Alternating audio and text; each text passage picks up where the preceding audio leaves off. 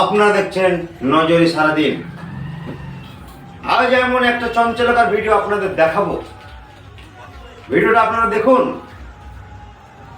দেখতে পাচ্ছেন ভিডিওতে বিজেপি আরএসএস এর লোকেরা কিভাবে নেতাজির মূর্তিকে অবমাননা করছে।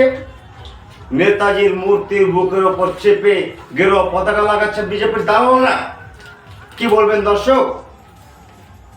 আমাদের বাংলা, আমাদের সংস্কৃতি টিকে থাকুক।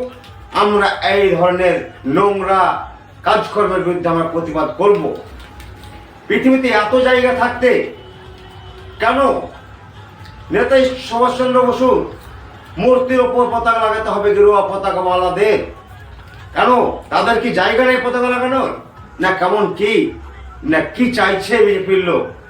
দর্শক, আপনাদের মূল্যবান মতামত আমার এই ফেসবুকের কমেন্ট সেকশনে জানাতে ভুলবেন না। ভালো থাকবেন, সুস্থ থাকবেন। দেখা হচ্ছে নেক্সট ভিডিও।